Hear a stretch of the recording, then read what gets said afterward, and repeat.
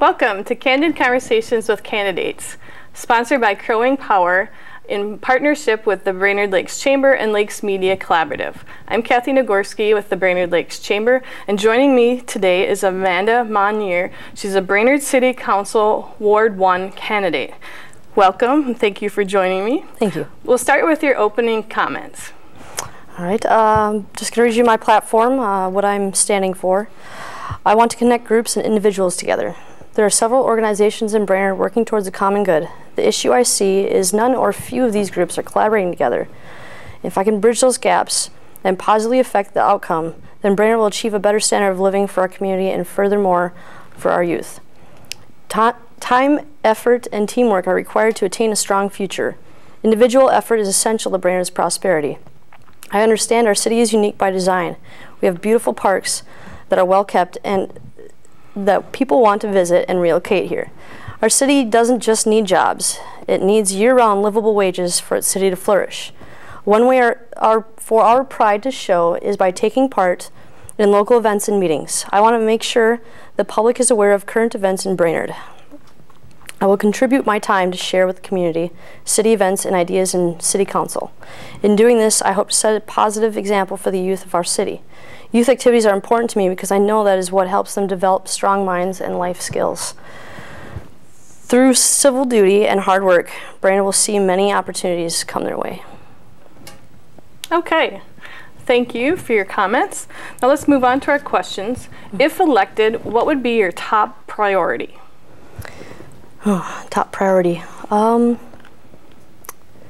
lot of the issues I see stem from our social problems around here, and a lot of that starts with the youth. There's a lack of youth activities that go on around in the city, and any activities that have been here in the city have been taken away, and a lot of it's going to start with that. Okay. In the Brainerd City Council races, there's a full field of candidates. Name 3 points that distinguish you from the other candidates for your ward seat. I don't have youth going for me because Joseph Morgan is about the same age as me. 3 things. I've taken a lot of sociology and criminal justice classes. I do understand the aspects of socialism. The fact that socialism being in understanding social problems, how people react to different things that go on. I know a lot of the issues that go on around in my ward because of the fact of where I live right downtown. I see everything go on 24/7. And I know where to start. I understand where to start, I should say, with a lot of those issues. The understanding of, let's see,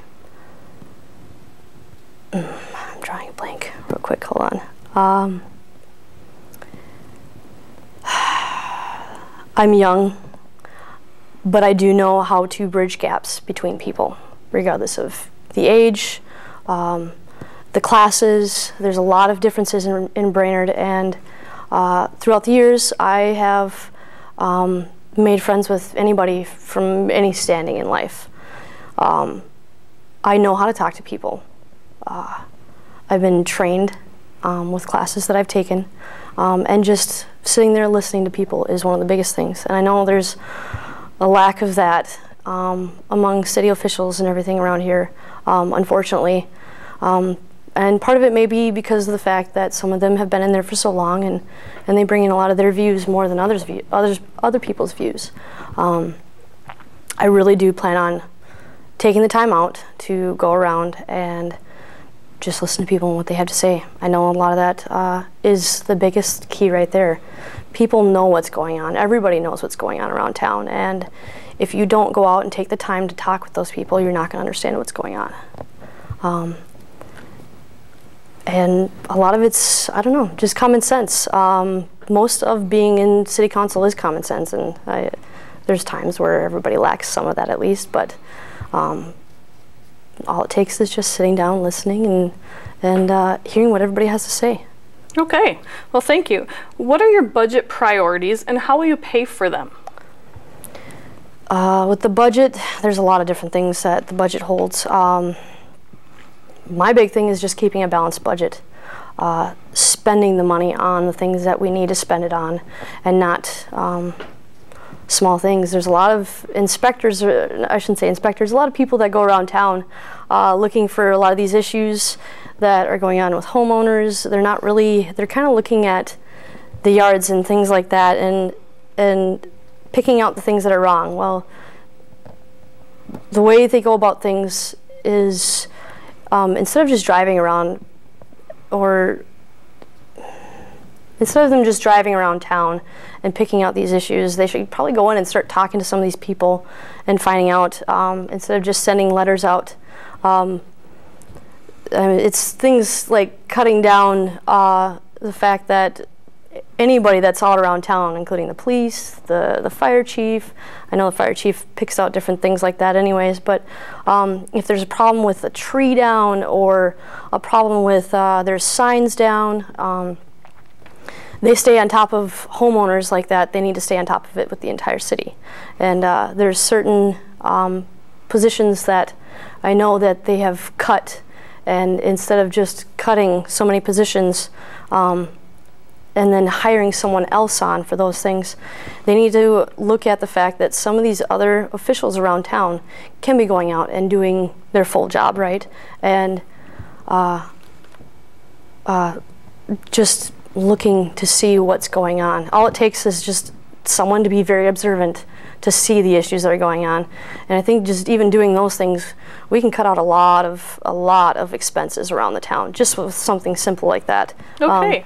So how will you make your, this is a question important to the Chamber as a business organization, how will you make sure that the city is business friendly? I know for a fact a lot of business owners do not want to move into town because of the fact that there's a high crime rate going on. There's a lot of negativity going on, and to make a city appealing to, if I were to move a business in, which eventually I'd like to open my own business here, I've been thinking about it a lot, and that's why I've been taking business classes. Businesses don't want to move in if there's high crime rates, if there's a lot of negativity being thrown around, and especially if there's no one to actually be there to help these businesses. There's a lot of organizations around here that state that they're here to help, but I have friends that have opened businesses here and they've failed for the fact that they won't really help. Small businesses run this country, not just this town, not just the state, they run the country. And if there's no help for any of these small businesses, there won't be anything. We need larger businesses to come in, but if we close the doors to these businesses, they're not going to come here. They see a lot of negativity around, and that's why a lot of them have gone over to Baxter. It's not that I'm stating this. This is what I've heard from several business owners around town and several people that live in town. Okay. Well, thank you for joining us for Candid Conversations with Candidates. Please look for more information online at votebrainerdlakes.com and be sure to vote November 6th.